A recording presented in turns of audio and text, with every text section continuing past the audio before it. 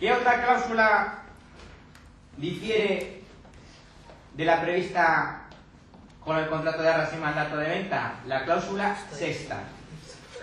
Mirad, dice la cláusula sexta: el presente contrato de arras está condicionado a su aceptación por la propiedad y la posterior obtención por la parte compradora del préstamo hipotecario, que se tramitará a través de... ¿Quién pondremos ahora ahí? Ya lo sabemos. ¿A quién ponemos aquí?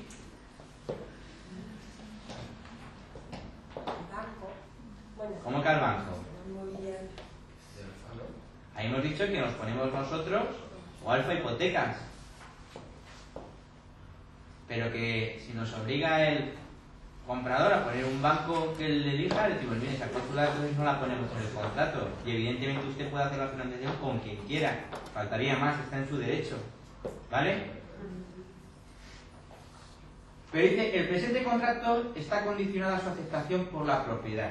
Mirad, antes hablábamos de condiciones resolutorias, que os he dicho que lo que significaba es que las partes establecían en el contrato que si sucedía determinada circunstancia, el contrato quedaba sin efecto, ¿vale? Se anulaba. Hay otro tipo de condición, que es la que contempla este contrato, que se llama condiciones suspensivas. ¿Y eso qué significa? Significa lo contrario. Significa que para que un contrato empiece a producir efectos, es necesario que se produzca determinado hecho, determinada circunstancia. Y en este contrato, ¿cuál es ese hecho? Para que este contrato que estamos viendo ahora mismo produzca efectos jurídicos, empiece a producir efectos legales entre comprador y vendedor, ¿cuál es el hecho que tiene que darse? Tiene que darse la aceptación del vendedor. Porque si el vendedor no acepta este contrato no produce efectos entre comprador y vendedor. ¿De acuerdo? ¿Lo ven? No lo ves. Vamos a ver. Hemos dicho contrato de arras condicionado, lo dice el título. Luego lo plasmamos otra vez en el interviene. Y ahora estamos viendo esta cláusula. ¿A qué está condicionado el contrato? A la aceptación del vendedor. ¿Y eso qué significa? Significa que para que este contrato produzca efectos entre comprador y vendedor, tiene que aceptarlo el vendedor. Porque si no lo acepta el vendedor, este contrato no va a producir efectos. No va a vincular en ningún caso al vendedor. ¿Lo ves? Luego veremos dónde lo hace. Dice, si dicho préstamo no fuese concedido en el plazo de X tiempo a contar desde la aceptación por parte de la propiedad del presente contrato, este quedará resuelto y sin efectos, debiendo la parte vendedora devolver las cantidades entregadas en conceptos de arras por la compradora. Es decir, que una vez que el vendedor ha aceptado el contrato está también sujeto a la condición resolutoria de la obtención del préstamo. De tal manera que, si al comprador no le dan el préstamo, el contrato se rescinde, se extingue, deja de producir efectos. Y como consecuencia de ello, el vendedor tiene que devolver el dinero al comprador. ¿Vale? Y ahora os planteo una cuestión importante, que es común a los dos tipos de contratos de arras que hemos estado viendo. Dice, si dicho préstamo no fuese concedido en el plazo de... ¿Qué plazo pongo ahí? Es decir, ¿qué plazo tengo que poner para que al comprador le den el préstamo hipotecario? Dice el compañero 15 días. 30 días. ¿Quién da más? ¿Quién da menos? Primera circunstancia, tengo que establecer como un acuerdo con el vendedor.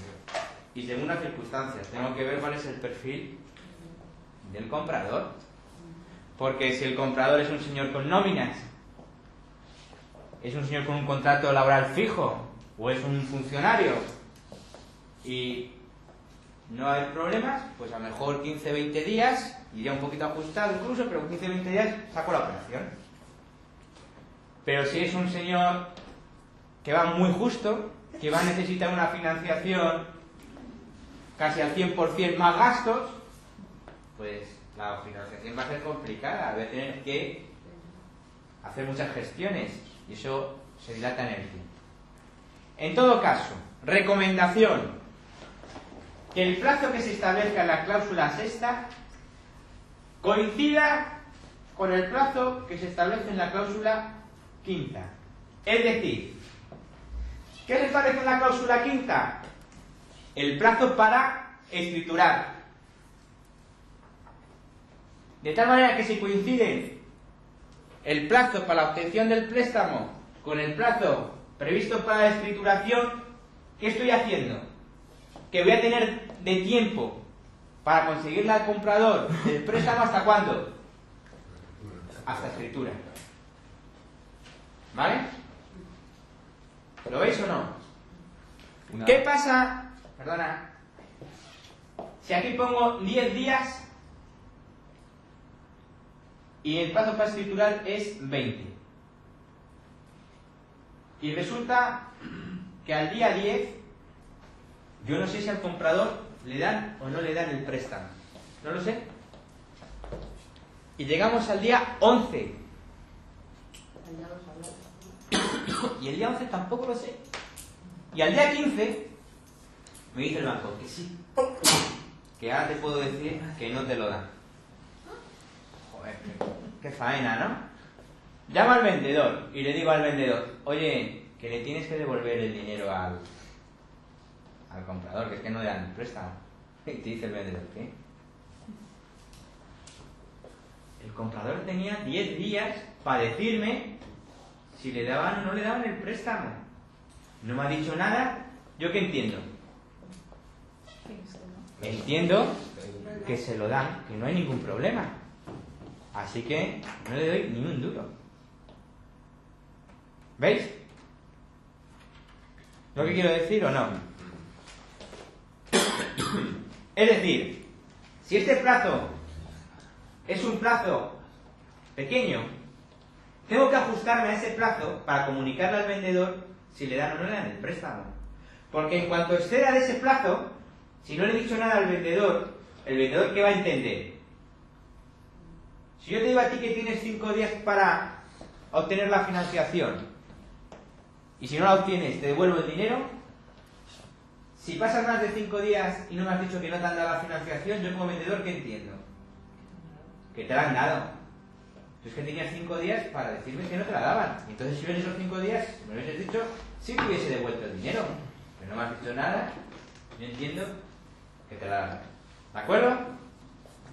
Por eso es ideal que el plazo previsto para la obtención del préstamo coincida con el plazo previsto para la escrituración.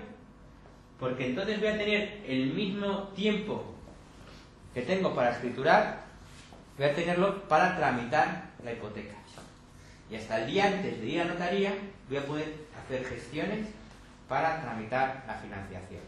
¿Vale? Seguro que no hay ninguna duda. Disculpa, José. Dime. Una pregunta. Principalmente, si yo la idea, ¿vale?, es poner 15 días para intentar presionar y que todos vayan lo más rápido posible porque el piso está parado. Sí. ¿Vale? Entonces, en el caso supuesto que se superase ese plazo, se habla con ambas partes y se podría volver Por supuesto. a hacer manteniendo dinero sin tener que estar... Claro, por ejemplo, dice el compañero: oye, como hemos puesto 15 días, en 15 días nosotros sabemos, hablo con las dos partes y amplían el plazo. ¿Vale? Firmamos un documento adjunto, un anexo al contrato, sin ningún problema. El problema es que te digan que no hay acuerdo, que te diga el vendedor que no. Pero se lo han dicho antes del plazo. Sí, pero tendrás también que, si lo has dicho antes del plazo, ningún problema. Si tú antes de esos 15 días que tú pones en el contrato le dices al vendedor: oiga, a día de hoy el comprador no tiene financiación, así que usted verá, o le ampliamos el plazo o automáticamente usted le tiene que devolver el dinero. Estarías haciéndolo bien, estarías haciendo lo correcto. El problema es que no le digas nada en el plazo al vendedor, o se lo digas con posterioridad. En ese caso el vendedor va a entender que ha pasado el plazo y que como consecuencia de ello no tiene que devolverle el dinero. Con esto lo que hay que intentar es el día de la escrituración intentar dar un margen un poco más de... ¿no? ¿Un margen de qué? Más de... Es que eso depende de cada operación. Es decir, si la operación es complicada, pues es una operación probablemente que se va a dilatar en el tiempo. Entonces me tendré que ir a 30 o 40 días. Si la operación en principio no tiene visos de ser problemática, porque no va a haber problema para la financiación, porque el estado del inmueble es perfecto, se va a cancelar la hipoteca sin ningún tipo de problema tal, pues entonces trataré de que el plazo sea lo más corto posible dentro de esas circunstancias para que la operación salga adelante antes, no esté en vilo. ¿De acuerdo? ¿Más dudas? Pero nunca para poner más tiempo es malo, no siempre se salva uno en salud, ¿no? Hombre, eso pues, es una opción. También puede ser que pongas más tiempo, el comprador vea otra cosa y esté dispuesto a perder las arras. Eso nunca se sabe. O el vendedor ahora recibe una oferta muy superior y que prefiera dar el doble y vendérsela a otro. Es que esas cosas hay que ir caso por caso. Es una solución casuística. No se pueden establecer principios generales aplicables a todos los casos. Ustedes tienen que valorar las circunstancias de la operación y en base a eso adaptar el documento. ¿Vale? Normalmente los contratos de arras, porque se ve un poco muy largo, muy grande para la gente que no como nosotros, verá el contrato y dirá, uff, yo creo que lo tengo que revisar con alguien, porque no entiendo nada de poner aquí, lo habitual que ocurra. Bueno, no sé, depende también un poco de la confianza que tú le transmitas al cliente. El contrato, si te das cuenta, no pone nada extraordinario, pone lo mínimo, pone el precio por el que se vende, las cantidades que se entregan, el concepto, porque el plazo previsto para la escrituración, cómo se van a distribuir los gastos, cómo se van a resolver los problemas y, si me queréis, lo único extraordinario es un poco lo de la financiación, pero es para garantizar al comprador determinados derechos. ¿De acuerdo? Bien.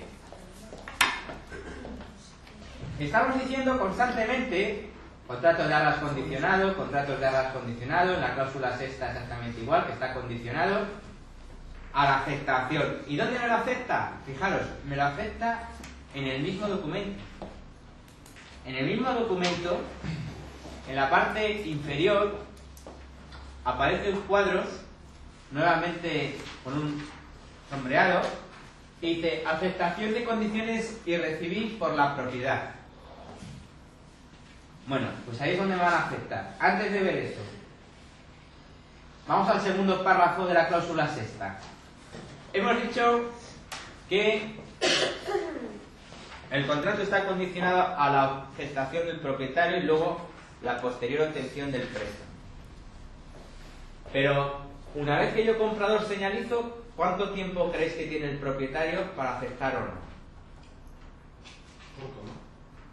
¿Corto o largo? Depende. No, pero si yo estoy dando una señal, a mí me gustaría que la propiedad contestara lo antes posible. Entonces a ti te gustaría un plazo corto. Claro. Y si la propiedad está en China de viaje Sí, pero y no vuelve hasta dentro de 15 días, por fax o por email se puede contestar. Que por fax, por email y tal... En China es complicado. La inmobiliaria no sabe chino. Es un ejemplo un poco exagerado.